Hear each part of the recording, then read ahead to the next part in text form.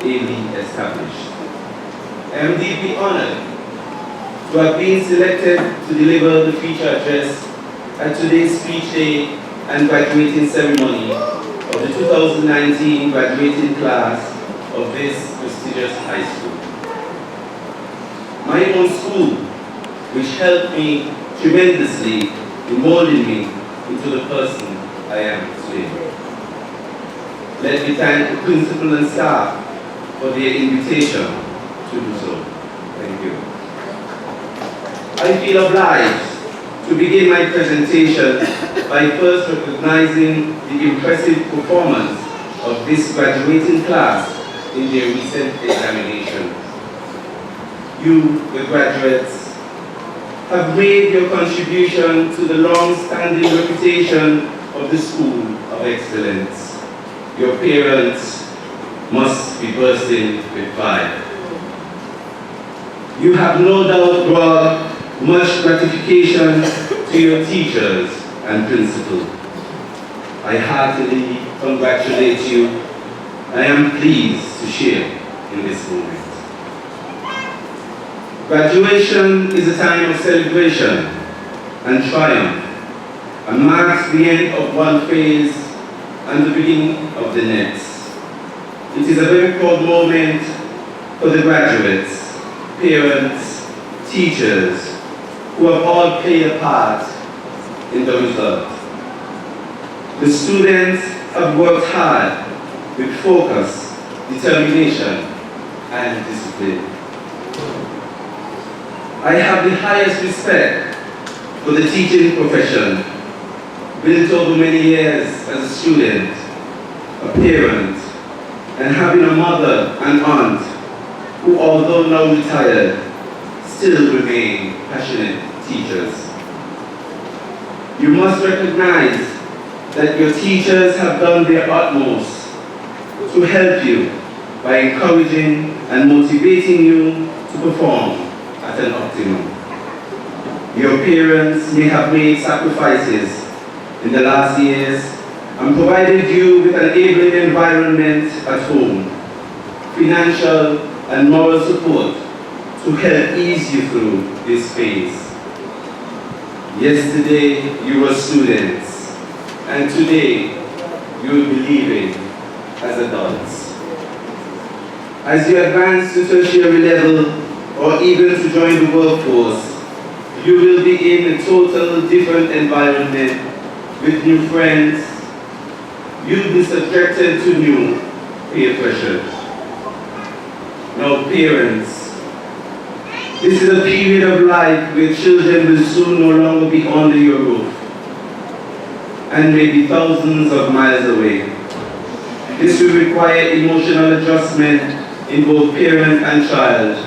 And from my own experience as a student, I was excited to leave for school. However, it wasn't always easy, but like many of my peers and university colleagues, we toughed it out because we were determined mediocrity was not an option.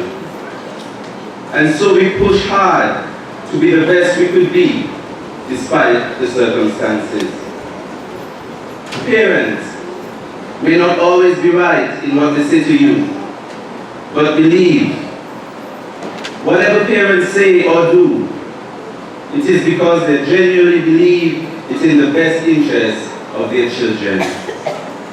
Today's ceremony is being held under the theme, mediocrity is not an option. Believe in excellence, then achieve it. Ladies and gentlemen, forgive me if I address directly, perhaps almost exclusively, the graduating class of 2019. Graduating class.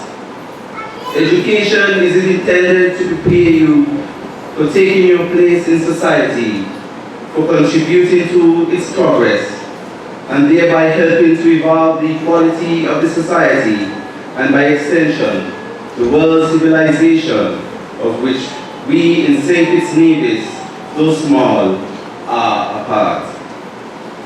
You have been prepared to take your place as mature adults, contributing to this society. Some of you would have recently advanced to acquiring tertiary education, while others have ventured into the world of work. No matter what path you have chosen, today's theme should resonate in your minds. Mediocrity is not an option. Believe in excellence, then achieve it. I will attempt to interpret this theme during my presentation, but from the onset, it is obvious that it basically seeks to encourage you, to inspire you, and even drive you to reach your fullest potential by setting standards for yourselves and not to accept or be satisfied with just being okay. Mediocrity speaks to being second best, being an underperformer, being average. No one wants to be considered second best, an underperformer, or average. Everyone wants to be a winner. A leader with exceptional personality. To get to that stage, it takes hard work, determination, and commitment. To be a winner, you ought to be and have the conviction that in fact that you can be a winner. You must have a clear plan as to how you'll get there, so you'll stand out, where you'll excel and achieve greatness. Once you have that zeal, once you have that desire, once you have that passion to be the best at everything you do, to be the head and not the tail, to be a leader, then the next step is just getting there. As young people, moving on from this phase of your education, you have many advantages at your disposal.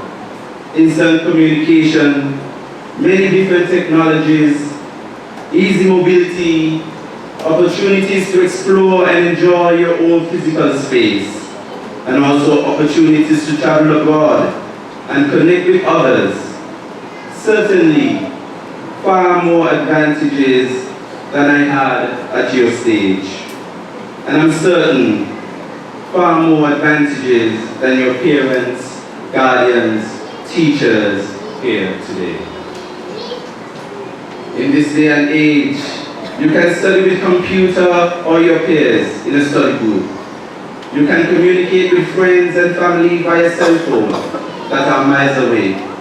You can even shop online, thus leaving a feeling of power that says, I can do this. At this juncture in your educational process, there will be pressures on you to decide what you want to be. That is, what career path you will choose, what degree you will pursue, which university you will seek to attend. But equally, you need to decide who you want to be.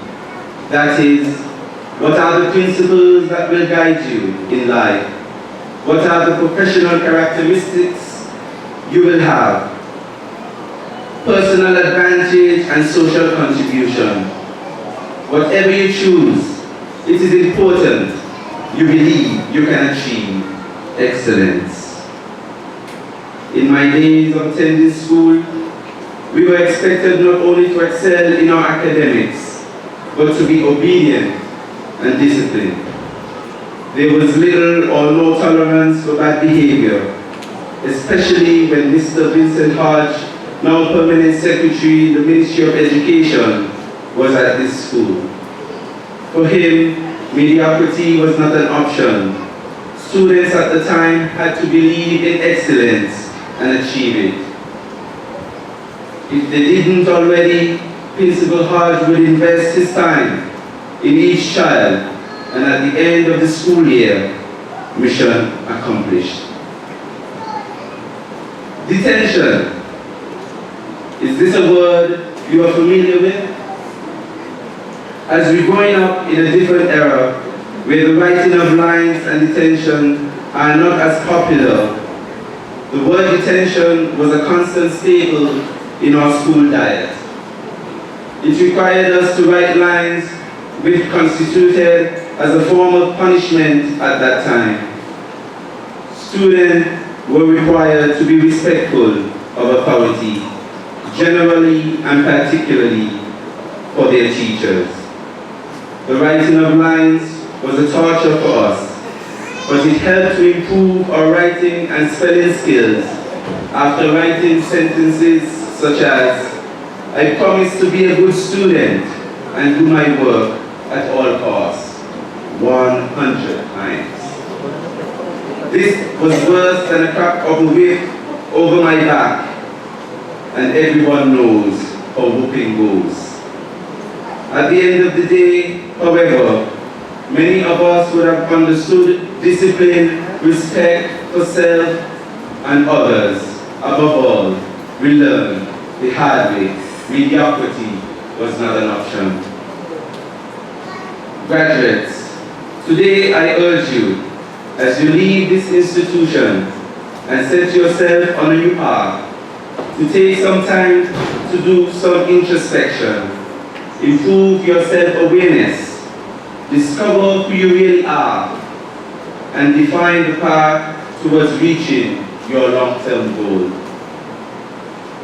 It is by following those principles, a logical step, then you will be ready to recognize and adopt the skills and behaviors necessary to become a leader, a winner, conquering every challenge that comes along, remembering mediocrity is not an option. And through every challenge comes an opportunity to achieve greatness. That means learn to respect and value yourself without bias. Be willing to accept ownership for your actions and outcomes. Utilize the power of mentoring, building networks, giving back, and achieving everything that you could possibly achieve, knowing mediocrity is not an option. Most importantly, never forget to learn, have fun, make a difference in everything you do. The energy that comes from the passion you demonstrate will inspire those around you.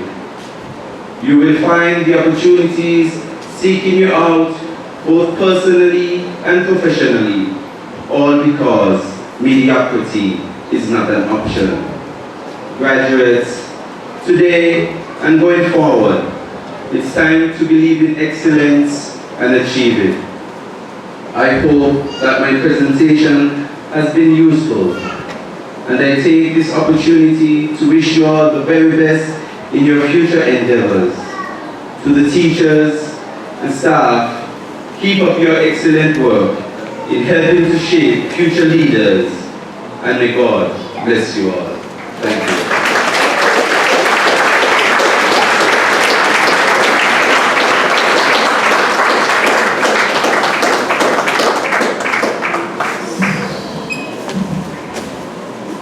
Thank you, Dr. Darrell, for his sound and in-depth, thoughtful and provoking presentation. Just to highlight the number of key and salient points that Dr. Warner articulated here today. We call on the graduating class to honor the sacrifices of the teachers and the parents. Ask us to expect new pressures of life, but in doing so, push hard to be all that we can be, because mediocrity is not an option. He went on to explain that education is about preparing you for your place in society. It's asked you to set standards and be a winner. Dedicate yourself and commit to hard work, and you will achieve greatness. Ultimately, he said, you must decide who you want to be. Never forget to learn, have fun in everything that you do. Thank you, Dr. Wan.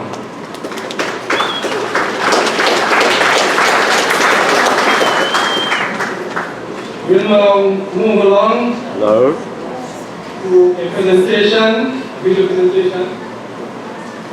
We call that person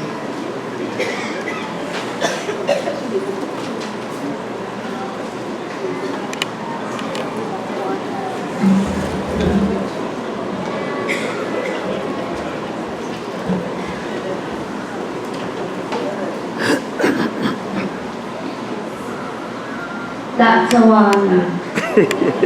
On behalf of the principal, staff, and students of the Charles Senior Secondary School, I present to you this fruit basket as a token of our appreciation for so articulately delivering our speech address here today.